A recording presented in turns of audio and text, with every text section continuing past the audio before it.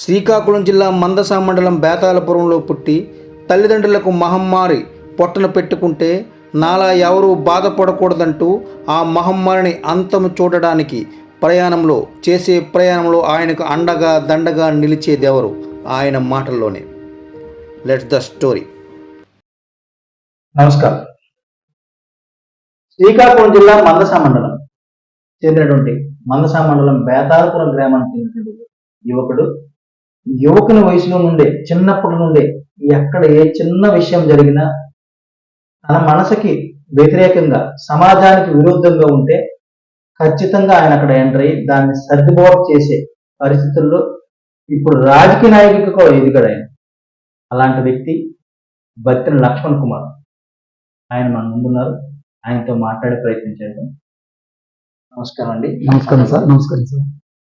మీరు చిన్నప్పుడు ఎక్కడ విద్యాభ్యాసం చేశారు? మీరు అందరికీ నమస్కారం అండి. నా పేరు బత్తిన లక్ష్మణ్. నేను మనస మండలం బేతాళపురం గ్రామంలో 10th క్లాస్ వరకు గవర్నమెంట్ స్కూల్లో చదువుకున్నాను. ఆ తర్వాత 10th నుంచి ఇంటర్మీడియట్ జీజే కాలేజ్ పలాసలో చేశాను. అక్కడ నాకున్న ఆర్థిక పరిస్థితులు చాలా ఇబ్బందికరం అయితే నేను హైదరాబాద్ వృత్తిరీత్యా చిన్న ప్రైవేట్ కంపెనీలో జాబ్ చేయడానికి పనికి వెళ్ళిపోయాను. అక్కడ చదువుకుంటూ కూడా కేఎస్వి కర్ణాటక స్టేట్ ఓపెన్ యూనివర్సిటీలో డిప్లొమా బీటెక్ చేసుకుని ఒక టెలికాం కంపెనీలో జాబ్ చేసుకునేవాడిని. ఆ తర్వాత జాబ్ చేసుకుంటూ కూడా నాకు ఇంకా చదవాలని ఒక తాపత్రయం ఉండడం వలన మళ్ళీ నేను అంబేద్కర్ యూనివర్సిటీలో డిస్టెన్స్ మోడ్లో బిఏ చేశాను. అది అయిపోయిన తర్వాత కూడా మళ్ళీ ఆచార్య నాగార్జున యూనివర్సిటీలో మళ్ళీ డిస్టెన్స్ మోడ్లోనే ఎంఏ పొలిటికల్ కూడా చేయడం జరిగింది. ఎంఏ పొలిటికల్ సైన్స్ చేయడం జరిగింది సార్.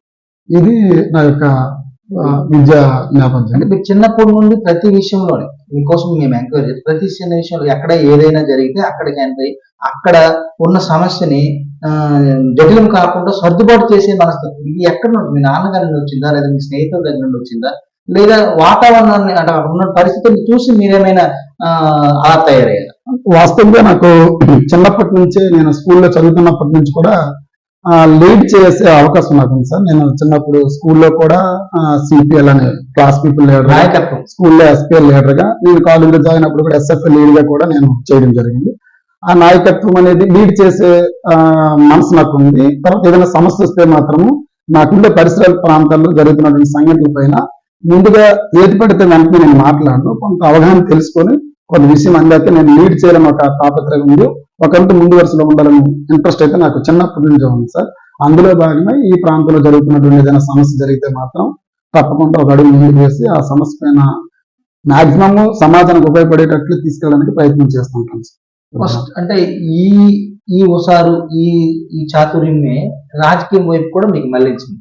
అయితే రాజకీయం వైపు మళ్లించేటప్పుడు ఫస్ట్ రాజకీయ అలంకరణ ఎలా చేశాను? ఒరిజినల్ గా నేను ఉద్యోగం చేసుకుంటూ కూడా నేను రాజకీయానికి రావడానికి ప్రధాన కారణం ఏంటంటే ఫేస్బుక్ అనేది నాకు చాలా అత్యంత సోషల్ మీడియా ఫేస్బుక్ నాకు అత్యంత ఆవశ్యకత ఏర్పడింది సార్. నేను హైటెక్ సిటీ సైబర్ టవర్ లో నేను ఉద్యోగం చేస్తున్నప్పుడు ఈ సోషల్ మీడియా ఫేస్బుక్ అనేది 2009 లో నేను జాయిన్ అయ్యాను.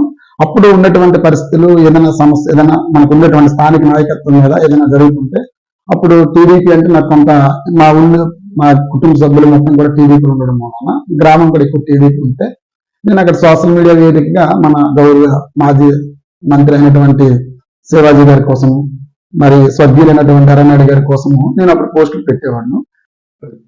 ఉద్దానంలో కిడ్నీ సమస్య ప్రధానమైనటువంటి సమస్య. ఈ సమస్య మీద కూడా మీరు చాలా విధాలుగా సఫర్ అయ్యారని, ఉద్దానంలో ఉన్న గ్రామాలు తిరిగారని, చాలా చాలా పెద్దల దగ్గరికి వెళ్ళి ఈ కిడ్నీ సమస్య ఉందని, మా గ్రామంలో ఉందని, ప్రధానంగా మీ తల్లిదండ్రులకే ఈ సమస్య ఉందని చెప్పేసి కూడా మీరు తిరిగినట్టుగా మాకు తెలుసు. అయితే దాని మీద మీరు ఎలా యుద్ధం ప్రకటించారు? ఏంటి అసలు? సార్, నిజంగా ఉద్దానం కిడ్నీ సమస్య అనేది స్వయంగా మా ఇంట్లోనే నేను ప్రాబ్లం ఫేస్ చేశాను సార్. మా అమ్మ నాన్న కిడ్నీ జబ్బు అనేది నాకు 2016-2017 సంవత్సరంలో నాకు అమ్మ నాన్న బాగాలేదని నాకు ఫోన్ చేస్తే ఊరొచ్చాను, హైదరాబాద్ నుండి ఊరొచ్చాను. అక్కడి నుండి అమ్మకి సోంపేట పట్టుకుని వెళ్ళి సోంపేటలో ఇలాగ ట్రీట్మెంట్, ఒక ప్రైవేట్ హాస్పిటల్ ట్రీట్మెంట్ చేస్తే చాలా ఎక్కువ డబ్బులు అప్పుడు తీసుకున్నారనమాట. చిన్న చిన్న మందుల కోసం అంత డబ్బులు తీసుకుంటే అంత కొద్దిగా మెడిసిన్ ఇచ్చేసాను. వెంటనే నేను మళ్ళీ హైదరాబాద్ వెళ్ళిపోయాను. అక్కడ 3 months తర్వాత మళ్ళీ మా నాన్నగారికి బాగాలేదని పిలిస్తే మళ్ళీ నేను నాన్నగారి కోసం వచ్చిన తర్వాత మళ్ళీ అంత డబ్బులు అయిపోతాను. ఈ రోజు నేను ఉద్యోగం చేసుకుంటూ ఇంట్లో ఎక్కడున్నారు, నేను అక్కడ ఉన్నాను, చాలా ఇబ్బంది పడుతూ ఈ సమయంలో ఏమైందంటే సోషల్ మీడియాలోనే యూడిఎఫ్ ఉద్దాన్ డెవలప్మెంట్ ఫోరం అని చెప్పేసి నాకు సొర రామారావు గారు అనే వ్యక్తి ఫేస్బుక్ లో ఫొటోస్ పెడుతున్నారు అనమాట. ఇలాగా కిడ్నీ కోసం మాట్లాడుతున్న, కిడ్నీ కోసం ఇదని. నేను అదే నా ప్రాబ్లం అదే కదా, మా ఇంట్లో కూడా ఇదే ప్రాబ్లం అని చెప్పేసి నేను అతనికి టచ్ లోకి వెళ్ళాను.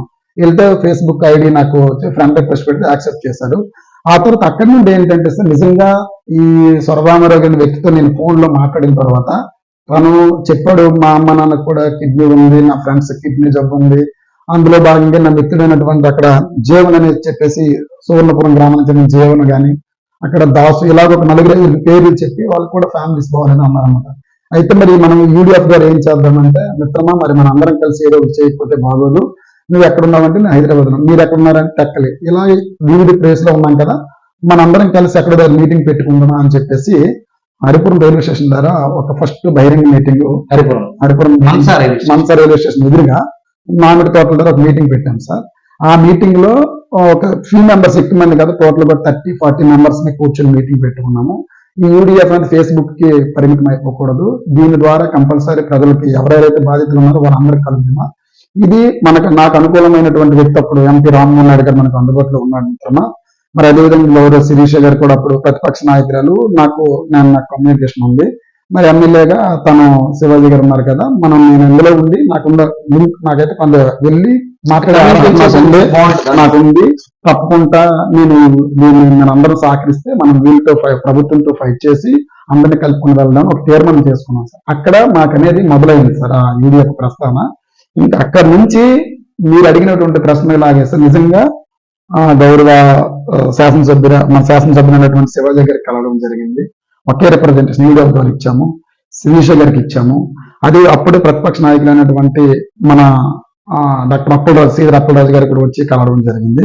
ఆ తర్వాత వీళ్ళు ముగ్గురు అయిపోయిన తర్వాత నేను చెప్పాను, దాని మీద మీరు ప్రధానంగా చేసినటువంటి ఫైట్ అంటే రిప్రజెంటేషన్ కాకుండా మీరు ఫైట్ అంటే ఈ వ్యాధి కోసము ఎలాంటి పరిస్థితుల్లోకి వెళ్ళారు, ఏమేమి అంటే మీరు ఇబ్బందులు కూడా పడ్డారు కదా, ఆ ఇబ్బందులు అంటే ఈ రిప్రజెంటేషన్ అనే ప్రధాన కారణం ఏంటంటే, నేను హాస్పిటల్కి అమ్మ నాన్న కట్టుకుని వెళ్తుంటే అక్కడ నెప్రాలజీ డాక్టర్ లేకపోవడం, రెండోది ఏ డాక్టర్ తో మాట్లాడినా మీరు మీ ఏరియాలో ఉన్న మంచినీరు వల్ల లేకపోవడం వల్ల మీకు ఇబ్బంది కలుగుతుంది.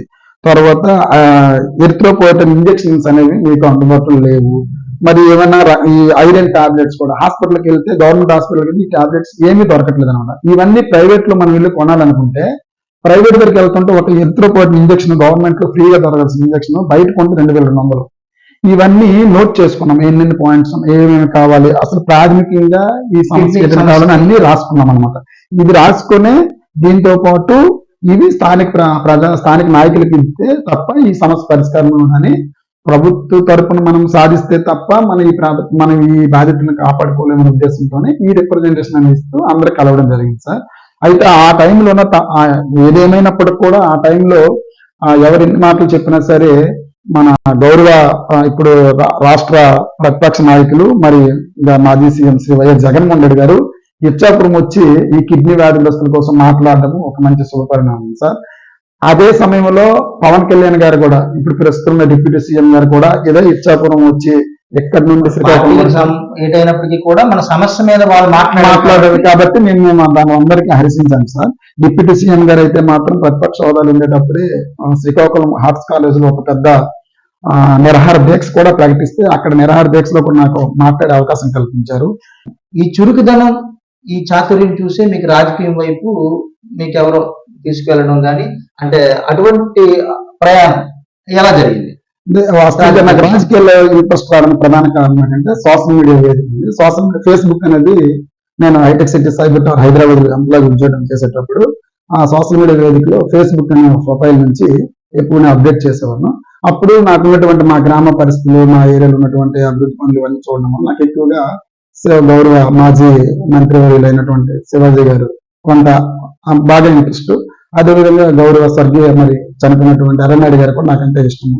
ఎందుకంటే ఆ రోజుల్లో మా గ్రామంకి హై స్కూల్ తీసుకొచ్చినటువంటి నేపథ్యంలో నేను అతనికి ఎక్కువ ఇంట్రెస్ట్ చూపడం జరిగింది.